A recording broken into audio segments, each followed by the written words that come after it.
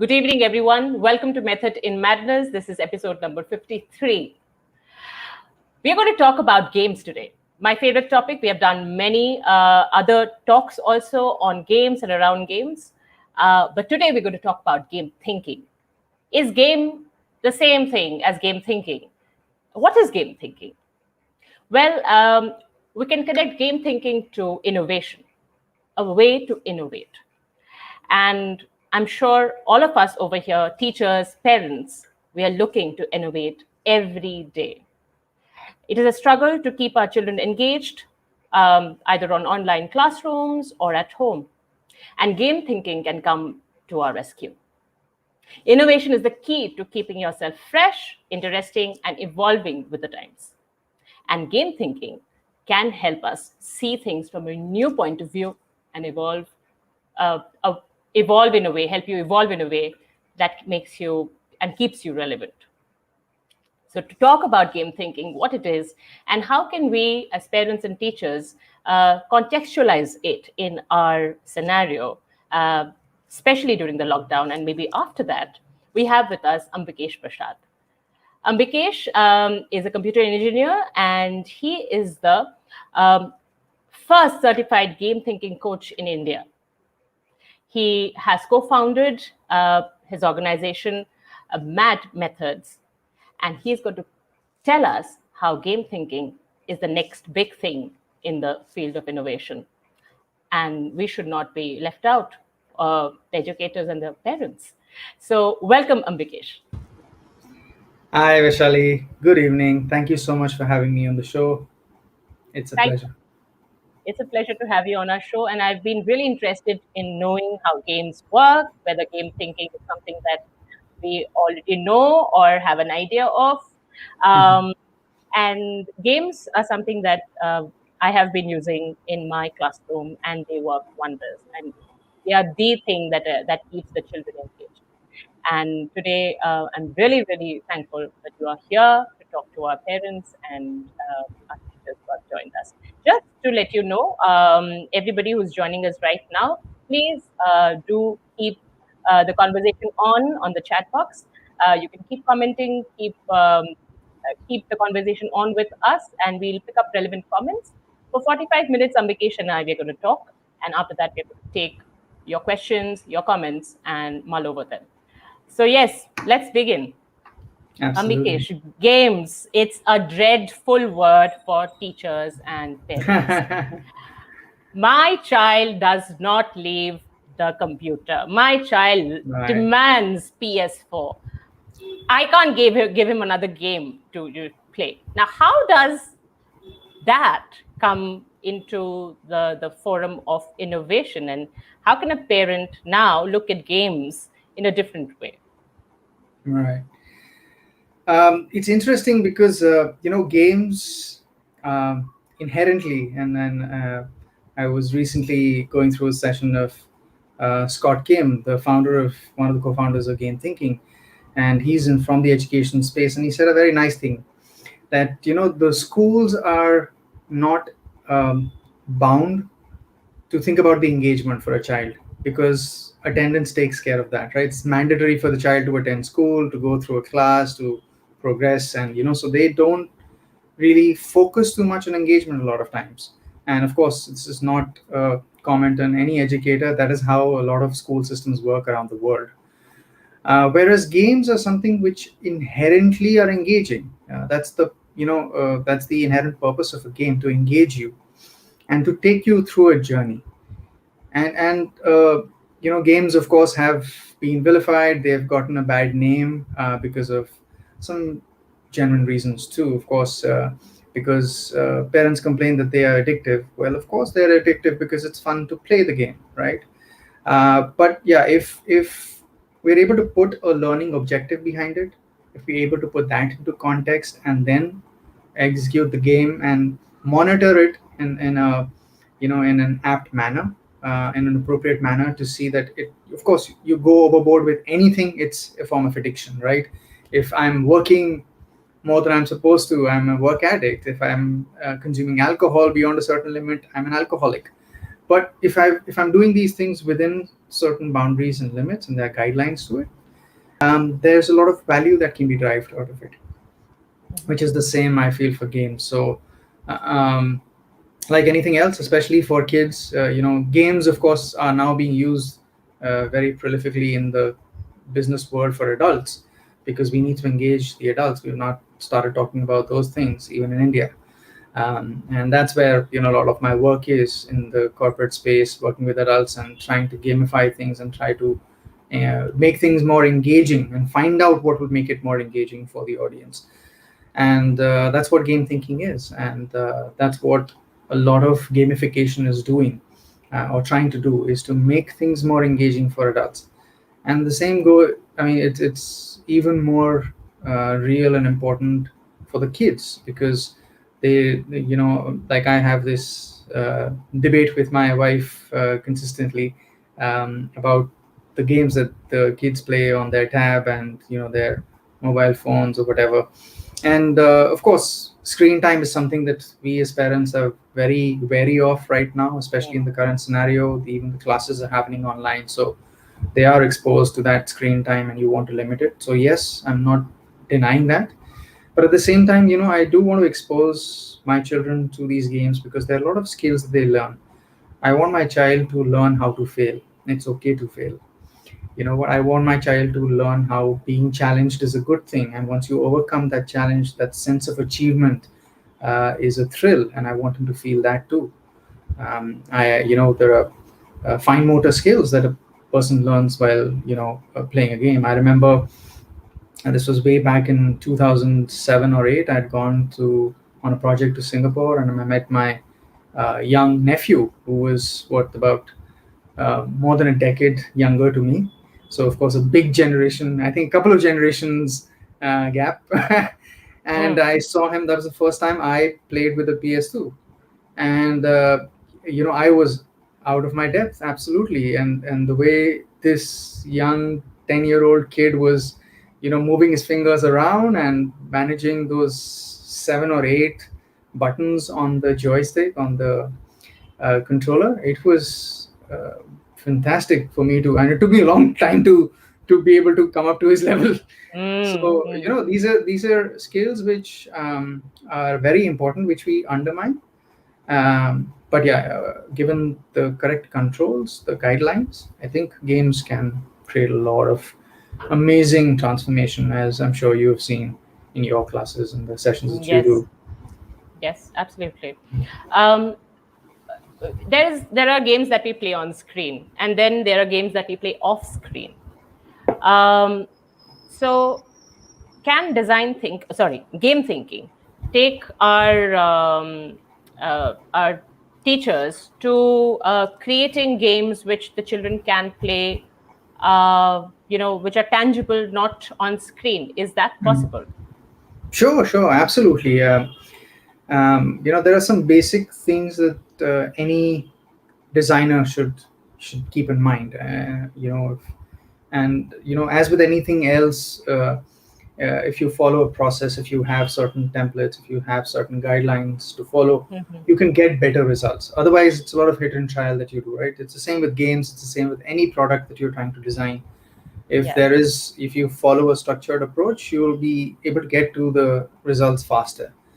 Mm. Um, so it's the same with game thinking. Game thinking is actually a methodology that helps you in innovation, basically innovate faster and smarter. So you don't waste a lot of time in hidden trials. You have a set process that you go through, and this process has been derived from the game industry, because the creator Amy Jo Kim has been part of the game industry. She's been a startup coach, an entrepreneur herself. So she's been able to draw these best practices, these methodologies that a lot of these big game designers use, and apply them to and to create a methodology and a structure out of it, which anyone can follow and get and innovate, and create a product which your audience likes. So it's the same with, I would say, it's the same with educators. Whatever you're trying to create, you need to keep your audience in mind. Any product, Mm. any service is for the audience.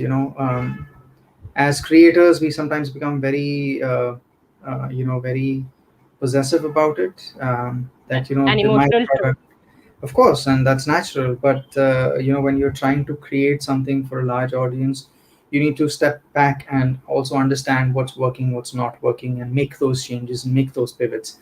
So that's where game thinking comes in. It gives you a template, a process to follow, so that Mm. you end up designing something which you already have a validation. Your audience wants that. They would like to have something like that. They will want to use that, and you can get the desired results using this methodology. So yeah, it works. Of course, it's a lot of implementation is in the technology world because that's the times we live in. Mm. But yeah, the same could be applied in a non-tech environment too. Okay. Now, game thinking, how is it different from playing a game? So, if I Mhm. play a game, Mhm. do I uh, do I develop game thinking, or is it completely different from a game? No, not exactly. I would say so. Game thinking is more for the designer. So you're on this side of the fence when you're designing something. If you're designing a game, a platform, Or a a or a product, or a lesson plan? or a lesson plan, yes, any that's your product, right? So when a Yeah. teacher is designing a lesson plan, that's her product. So she needs to make sure that the audience there is the students. So are the students going to be engaged with this? She has to get feedback from the students, whether it's a physical observational feedback or a written feedback, whatever, in whichever way, and also improve basis that feedback, right? That's how any teacher develops their own skills, right, and develops their own, improves upon their lesson plan, right? So it's the same thing. It's the same with any product designer, product creator, service designer, anybody. They need to do this. They need to find out who their audience, they need to figure out who their audience is, what is it that they want, and whether this is going to create a transformational journey for the audience or not. They need to be better at day 20 than where they were at day zero, right? Mm. When they've gone through this lesson, when they've experienced this game, when they've come on this platform for whatever purpose, their experience needs to progress. If it doesn't do that, they wouldn't stick around. Right. I'll take this opportunity to ask all my audiences over here to quickly type in your favorite game that you played Mhm. when you were young. Uh, I mean, I think we can also type board games that we played. Mhm. Because last year I was working on developing a board game to encourage reading, and it was like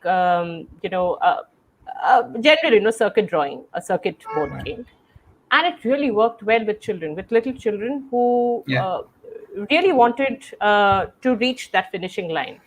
But I did see that they also were looking at challenges, and they wanted more and more challenges. Of Now, course. Of somewhere course. I read the other day that teacher now has to be better than or more interesting than a game.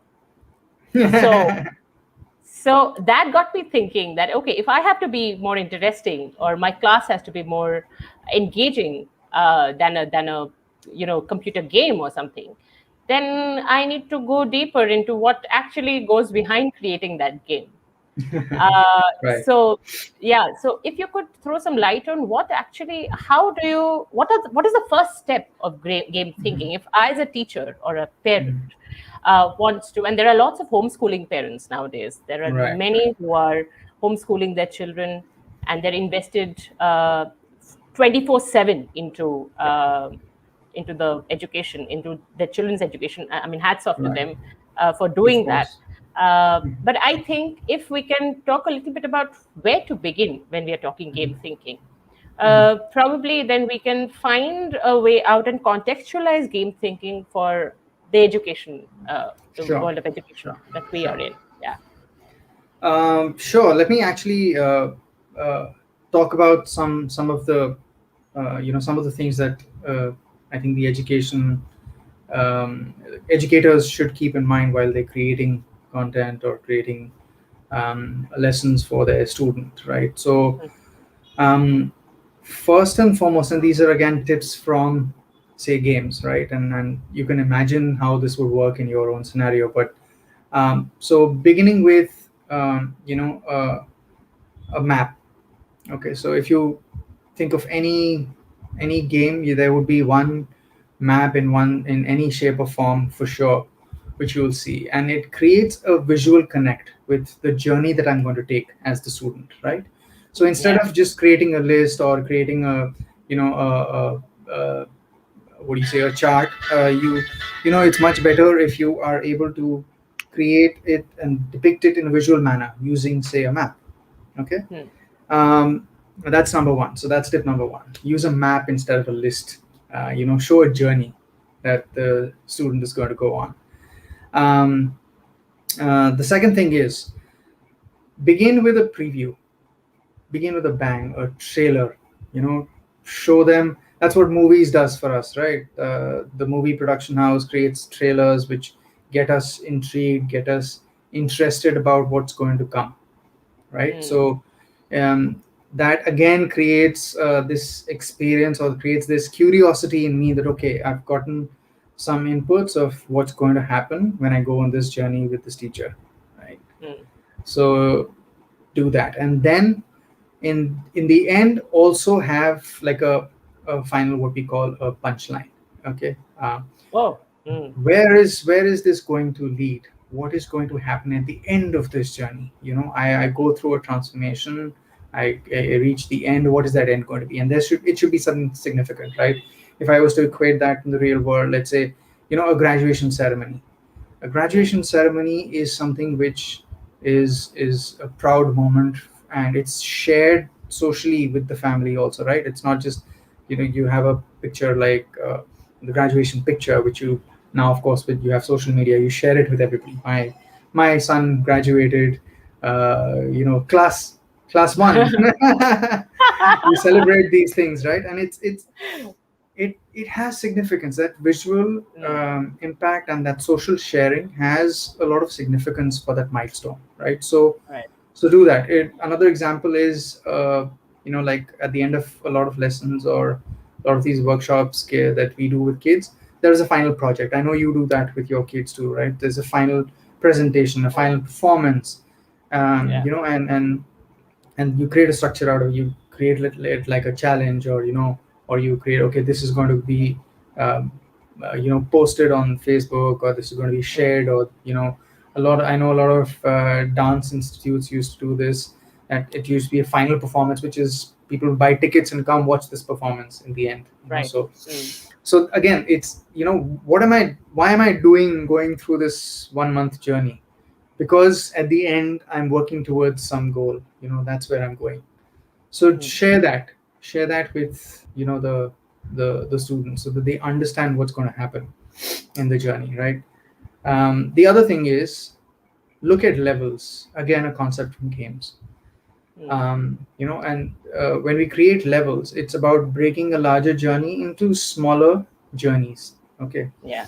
um, and with each level that you progress, there's a progression to the user's experience, there's a progression to the user's learning, right? And if you remember any game, so the any game in the first few levels is very easy because it's supposed to draw you in.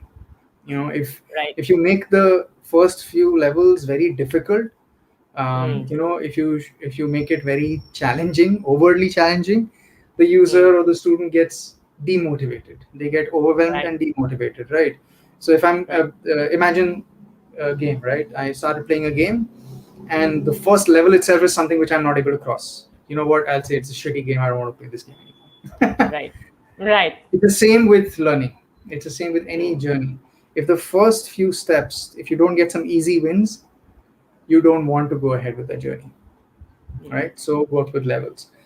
Another interesting thing that could figure out, and again you pick this from games, is unlocks, right? So when you go past, if you do ABC, you go through this level. You know what? You unlock a new tool, you unlock a new weapon, you unlock a new character who has you know flame throwing capacity, right? So now my experience at the next level is going to be much better because now I have more tools. The same could translate into learning also. As Hmm. I progress in my journey, and I get access. I unlock tools, right? I unlock different levels. It's like so even in say martial arts, we have belts, right? So Yeah. you can't be a brown belt before you finish your yellow belt or green Mm. belt, right? So it's a Yeah. Right. progression. You Mm. have to go through the steps, and it creates again. Every child who goes into martial arts knows this. These are the levels. This is where I am. This is where I'm working towards. And it creates that sense of, again, that sense of journey, that it's I'm moving. I'm doing something. This is my goal. This is where I'm going. So unlocks is another great word, and the other is the last thing that one should focus on is transformation. You have overall, when you do all of these things, you are going to transform your audience. It has to happen because their experience, the experience that they have, it has progressed.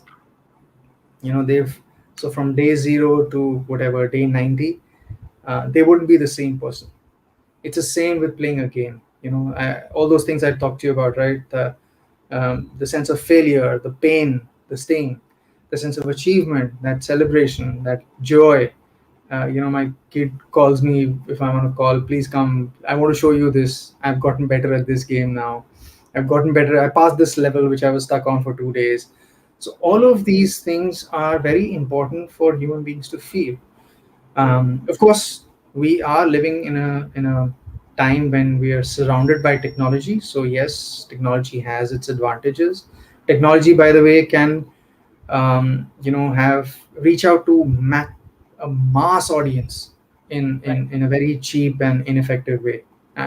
Sorry, Mm. inexpensive way, right? Yeah. Look at Byju's and what Byju's is doing, what White Hat Junior are doing. Of course, there's a lot of criticism about these companies in various aspects, but at the base of it, they are using technology, and they've given a new avenue for students to go through, right? So many other Topper, all of these different companies. Udemy and yeah, many, Yeah. many. Mm. So, and it's about democratizing the education world, right? The student now has options. He doesn't need Right. to only go to this institute to learn this skill. Right.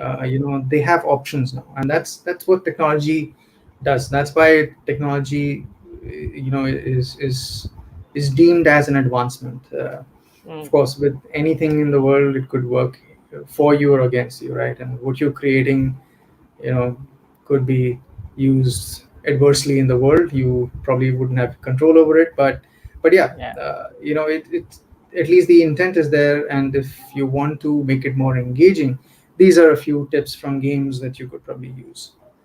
Right. Right. We're getting lots of comments there. There's someone, I don't know, I think it's Raisa. She has this profile name called Learn Maths with Raisa, and she is Nice. also mentioning using working models and first preparing mind map and easy to hard levels. I think maths Right. is something which can be really easily taught through games. Sure.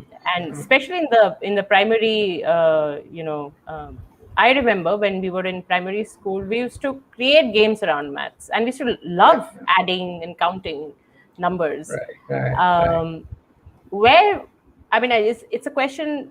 Where did you find game thinking? I mean, why did it come to you, and uh, what do you see? Like, right, you said that you are going to corporates and train corporates, like Mhm. people who are working in a team or trying to Mhm. innovate something. Mhm. The first question is, why game thinking? Why did you go into game thinking? Mhm. And the second question is, what do you see when you go to a corporate house? What is it that they really want you to do with game thinking? Is it a particular skill that they're looking at? And maybe if we start game thinking from now at the school level, we'll be able to help the children better by the time they reach a professional life.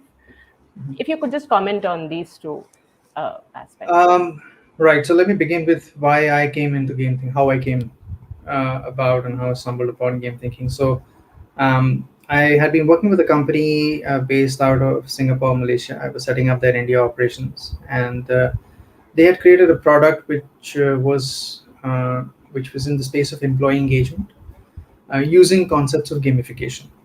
So, how do you engage your employees using Mm. gamification concepts and pulse surveys and various other things. Um, uh, while I was there, I was introduced to the concept of gamification. Of course, I played games all my life, but I never really heard or experienced game. I mean, okay. To be fair, I might have experienced gamification while going through several apps, but I never knew that's what it was. So the term gamification is something which came into my dictionary very late in life. But then once I was doing that, I met a lot of great people around the world. One of them was Jackson, who is a partner of mine right now, and he introduced me to game thinking. And that's where you're sort of peeking behind the scenes. You're figuring out how is it that it works. Why is how can you find out what's motivating for an audience? For a player, what's going to work for this particular audience. How do you figure that out scientifically, using a method, using an approach? How do you do that, right? I'm a self-confessed method geek. I love methods and processes. So I dove right into it. I bought the book, Amy's book. Amy Jo Kim has this wonderful book. I highly recommend it.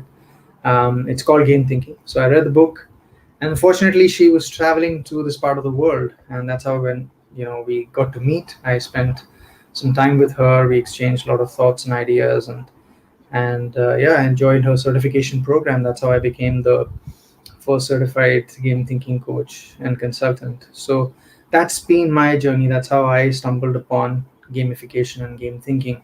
And it sort of a bulb went off in my head, because I could understand now finally how these massive breakout hit games are created. It made sense. Because you've peeked behind the curtain. Now you know how these are getting made, right? Right. So yeah, that's been my my journey. Whether at what point somebody should be exposed to this, I again, this is akin to, say, systems design or design thinking, right? So these are concepts which I think are very relevant in today's world, because we are in such a volatile world. COVID, of Mhm. course, is the most relevant example right now, that it has thrown so many of our uh, you know plans out of whack, and we have to innovate, we have to pivot, we have to Yeah. do things differently, right? So innovation is going to be increasingly a very important part of any human being's life. um, so understanding how innovation works, how to do it right, how to, as I said, figure out the mechanism behind the curtains. That's something Right. which I think is a very important life skill going forward. Um, uh, Game thinking, particularly, of course, would be more relevant for people who are creating products. As I said, it's a methodology more tailored or more focused towards that audience. But in general, I think innovation is something which I try and uh, teach my kids problem solving every day. Don't cry over a problem. You can even be part of the problem or the solution. Okay, you have a problem. How do you solve it? Let's talk about that. So that's something. Right. Problem solving, again, is something which I think is a basic life skill that a lot of people need to have now. And so in that context, yes, I think game thinking is something which anybody, and it's a very easy topic to understand after, I Mm. think, a certain level of maturity, of course. But it's a very easy topic to understand. um, uh, and it will definitely be very relevant for people who are trying to create something, create any product. Right. When we were talking before this, we just got talking about game thinking, you mentioned that there is already a lot of game thinking happening in the field of education.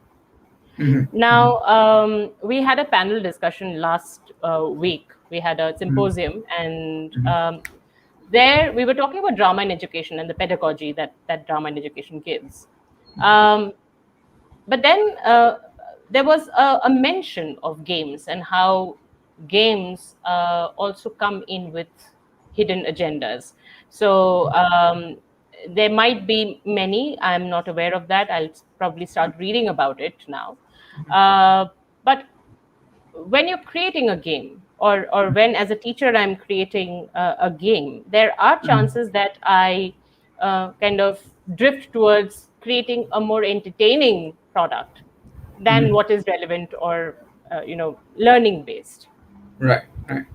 So if you could just comment on the social implications of playing a particular game, and how can a parent, because there are lots of parents also watching, how can a parent make a conscious choice of picking a game, or what should a teacher keep in mind while she is designing? Because if a teacher is like me, I mean, I'm really excited to work with games and lesson plans, then Right. chances are that I have to stop myself somewhere. Where do I stop myself? If you could just throw some light over Right. there. So let me, before I talk about where to stop, let me talk about Hmm. where to begin. That's what I do with all my clients also. I begin with the why. Why are you?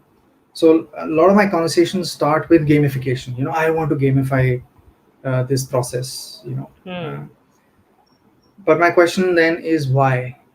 Why do Yeah. you think gamification is going to solve that problem? Why? So asking that why, even for an educator, is very important. What is the learning objective that you want to achieve at the end of this lesson, right? Hmm. Um, what are you trying to make the student better at? Hmm. Is it addition? Okay. Is it, a history lesson? What is it? What do you want the student to be better at the end of this journey? Is very Right. important for you to start with. That's where you start. So the why needs to be very clearly defined in your mind as the creator. And of course, you with this, with the feedback mechanisms and all those things, you get that feedback from your audience also, and you validate this that your why is correct. It's in the why resonates with your audience or not. The other important thing is, of course, and that goes for there are so many games in the professional world, in the corporate world also, which are created with some other intent or malicious intent in mind. I mean, malicious is a strong word, but maybe not for a learning objective as such. Maybe it is Right. like a lot of sales games are very focused on the number. But guess what? I'm not I'm not judging them. That's what the job of a salesperson is. They need to have that killer instinct, that competitive spirit. They need to go and achieve those numbers, right? So it works for that Hmm. particular audience. The same thing might not work for, say, an HR, right? Because there the objectives are different. They are not competing with each other. There needs to be a more collaborative game there, probably. That they need to create. Or empathy based, So game. Yeah. exactly, the empathy is an underlying concept, Vaishali, in all of these methodologies. And empathy simply means that you take a feedback and you ask and you talk to the audience for whom you're creating this product. So in the case of an educator, have that conversation with the student. you know All right. um, yes, you are a teacher, you're going to teach the student something, but that doesn't mean the student can't teach you something back. So have that conversation, that two-way street. You will be able to create a much better experience for all your students. So listening is again a skill which I think everybody needs to have, and that's what empathy is. Because empathy is being in somebody else's shoes, right? That's the definition of the word. It's, Hmm. and if I'm creating a product for, say, a hospital, right? Right. I may or may not have been from a hospital industry, but if I talk to 10 nurses, I will know what they're going through every day, right? Then it becomes easier for me to solve that problem for them or give them some kind of a solution, right? Rather than I just think or assume that this is the problem that nurses would be facing, and I'll Hmm. create a solution. I've wasted a lot of time, money, energy, everything creating a product, and when you actually take it to the nurses, they don't care about it because it probably is a hindrance to their day-to-day work rather than making something easy for them. um, so it's the same with education. I would love to see more games being used to with certain learning objectives in mind. So learning objective needs to be very clear. Okay, this is why I'm creating this, or this is why I'm playing this game with children, and this is Hmm. what I want to achieve at the end of it. And yes, in terms of choosing games for your kids, please do read up on the games. Read reviews, read feedback from other parents, and you will understand whether that's right for your kid or not. And of course, look at the age appropriate games. Be very wary of what kind of games and what age level games is your kid playing, if that is appropriate for them or not. And of course, there you can put in checks on your devices to make sure that age appropriate content is being consumed by them. You create a separate profile for them, and let them use that, and it has a sort of a net internet nanny kind of feature or whatever. Most Google has that out of the box right now. Apple also does that. So, but yeah, be aware as a parent what content your child is consuming. That is definitely very important. Right. With COVID, of course, parents have been forced to become educators also now, because we have to engage our children at home. Unfortunately, they can't go out. I, it's a very adverse experience for them for sure. But Hmm. yeah, I mean, as a community, I know we need to deal with it. We need to, you know, um, get through this, get to a point where it's safe again for the kids to congregate, to meet each other, to experience company. They're missing out on a lot of life skills right now, which is very unfortunate. Uh, Yes. but yeah, I think games can definitely help in engaging them and maintaining the sanity of the kid and the child and the parent both, I think. Yes, we need that more than more than ever, I think now, More than ever, yeah, to absolutely. blend in. Actually, the thing is that everything is at home now. Your office has become your home. Your school is your home. So it's blending. There's Yeah, no there's no boundary anymore. boundary. Yeah, Yeah. So I think the only thing that can keep us sane is mindful and thoughtful, meaningful work that we do yeah, yeah. uh, around anything that we're doing. Right. Great. At this, Yeah. sorry, Sure. Vaishali, just want to add one more thing. The entertainment value of the games should also not be diluted or taken lightly. That's also very important. It's not Yes. always about playing a game to learn something.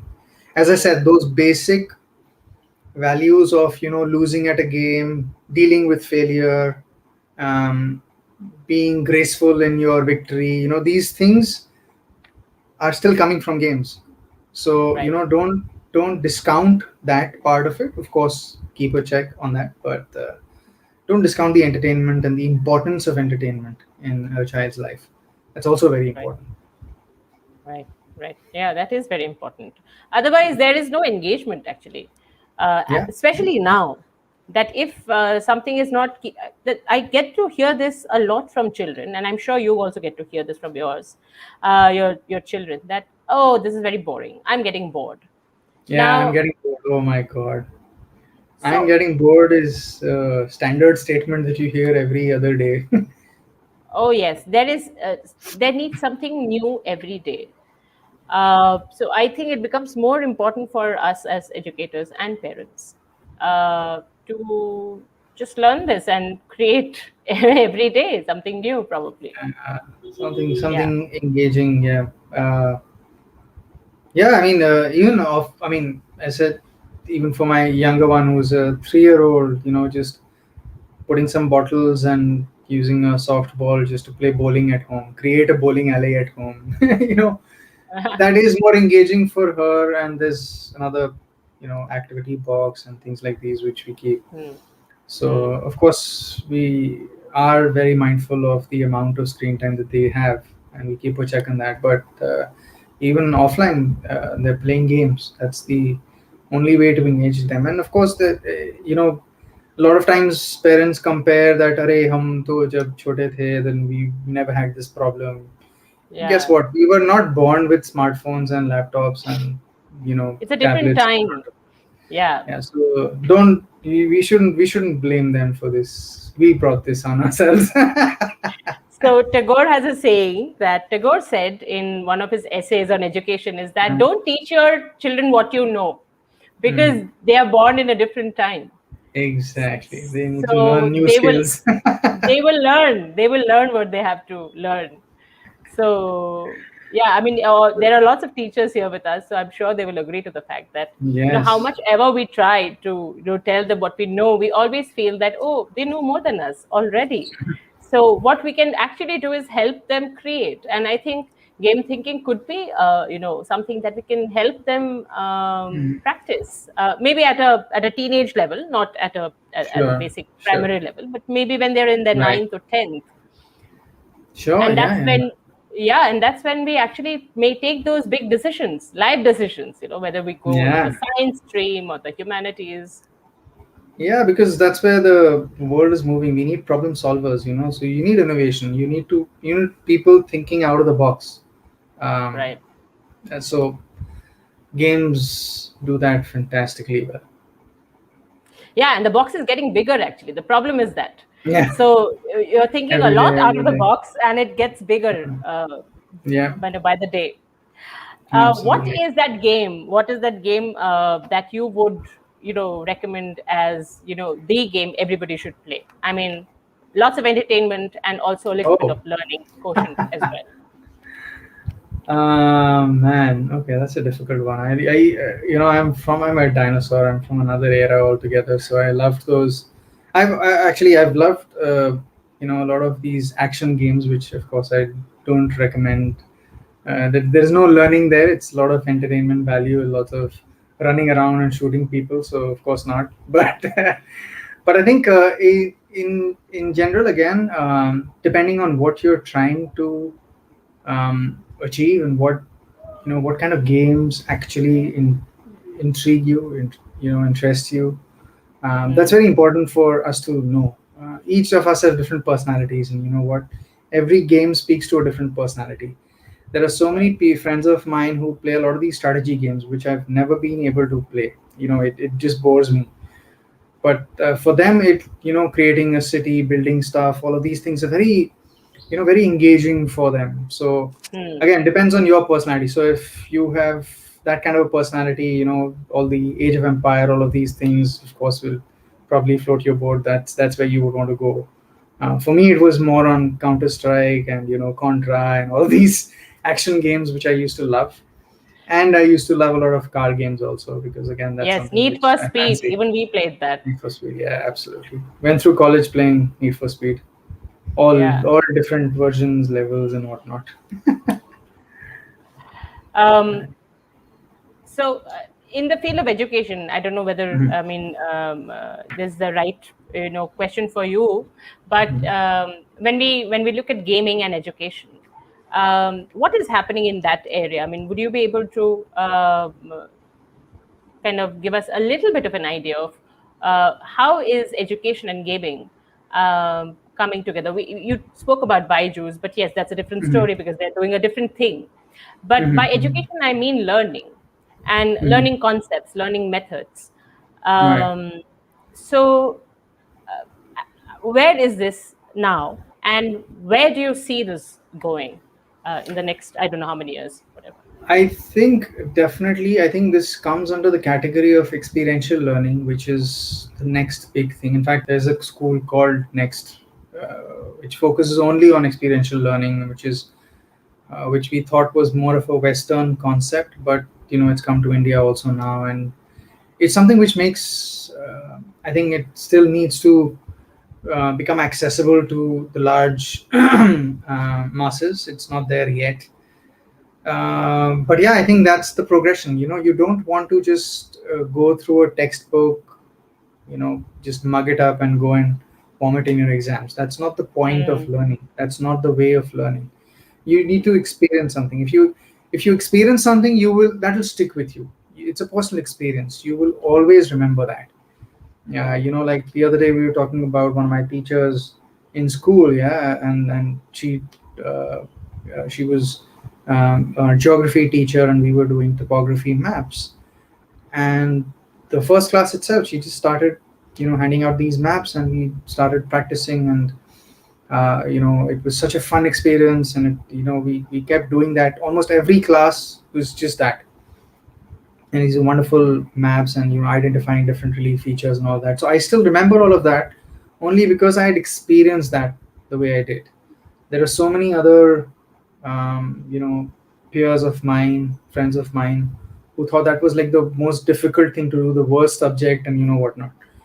But for me, that was such a wonderful and engaging, engrossing experience that I remember it to this day, and I could teach my kid whenever he gets to that stage. So, experiential learning is very important, and games, sort of sometimes simulate that. So there are simulation is again in games. Simulation is something which is happening a lot in the gamification, in the game world. And even for you would see even armies are investing into technology which creates simulated environment for soldiers to practice in. So they're ready when the uh, actual war comes to their doorstep. But of course, how do you practice for it, right? So this way, flight simulation obviously has been there for ages already. You don't want to risk the lives of people and expensive machinery and everything with novices, right? So you go through the flight simulator to a certain extent. Once you cross a certain number of hours on the simulator, then you go to an actual plane. So things like these. So I think gamification and games in education in certain forms, of course, have been used for a long time. I think the Western world has been more and more open to the concept. I think it's coming to the Eastern world now. Um, Even here, even in the corporate world, I see there's a bit of a cultural sensibility difference in, say, Singapore and Malaysia versus India. So that's still there. We're still a little, lagging a little behind, but I think we're getting there. So in general, I think the love of learning needs to be there. That needs to that's something which I think, as teachers, all these wonderful educators who are listening to you should keep that in mind, that at the end of it, the goal is learning. It's not performing better in an exam. Yes, of course, that's part of the deal, but as you were saying the other day, learning is a byproduct of fun, right? So when you're having fun, you will learn automatically. It'll just happen. And I hope that's how it works in education also. That's what games are able to do with education. Absolutely. I hope that too. It's time to take some comments and questions. I think let's take, Ganapati has been a very loyal audience. He comes in every week. Thank you, Ganapati, for joining. So, game thinking, is it a tool to design strategies or a way of executing the plan with more impact? What is it? So yeah, it's a template. It's a map for you to follow when you are innovating. So how do you take your different steps? And it's actually a 5-step process. Just to quickly tell you about it, it's hypothesize. You create your hypothesis. Who's your audience? What are you going to do with them? What is the problem you're solving? The second part is empathize. This is when you actually then start reaching out to the audience, get some feedback from them. Basis that, you create your design. You know, or the design you take back again to that audience and do play testing with them. As in, you do a few rounds, like when you're creating games, right? You take a small audience and you let them experience the game and get their feedback, right? So the same thing with anything you're designing. And the last is, of course, validate. So is your assumption that you took at step one, is that hypothesis valid or not? If not, then you circle back and do some more play testing and designing with them. So in a nutshell, that's what it is. So it's a process, it's a template, it's a map, which could fit in any product design that you're doing. So you could develop a product, or you could develop a You could develop a strategy, product, right? a game. Strategy, I would not say this is the most appropriate tool for strategy. This is more for designing a product or a solution. For strategy, probably you use some other methodologies. Game thinking is more focused toward product creation, innovation.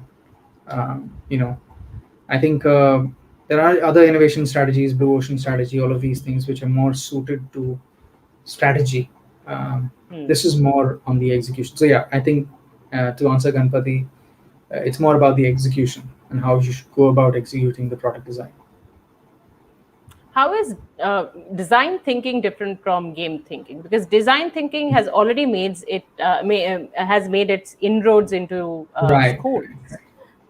Many schools in their high school, classes Yeah. are using design thinking to innovate. True. So, how is it different from game thinking? So design thinking and so game thinking is a flavor of design thinking. It's an extension of design thinking. It's actually Hmm. a combination of design thinking, game design, Mm. systems thinking, lean UX, lean and agile UX. So Amy has drawn from all of these different methodologies and created one which becomes a very potent mix, especially for product design. Mm. I mean, the main three differences between design thinking and game thinking are: one is the concept of superfans. So superfans is are these initial early adopters of yours who you find out through a certain process, uh, Yeah. and these are very important for any designer to find out. So that these are people who know the problem that you're trying to solve, so you don't need to convince them that this is a problem. They already are looking for solutions, and they're happy to work with you and try and co-create it with you. They'll give you a feedback. They'll say, okay, this works. This is what doesn't work for me. So that's very important, as in the initial days as a product creator, for me to know, so that I don't go down the wrong road, and start creating Right. something which is totally off track. Right. So that's number one. The second is the different progressive levels that a user should have. Game thinking gives you that. So it's called a path to mastery. So there are four stages to any user journey, be it a game or a product, or even if you're talking about creating a lesson plan, right?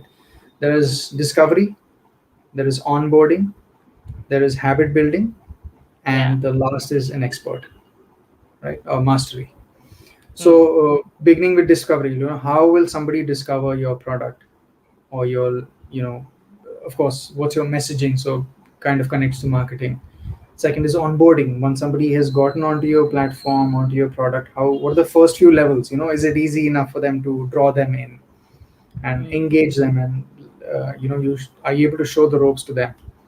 Right. Um, the third is habit building. Very important. How do you build a habit so that people want to come back again and again and do this again and again?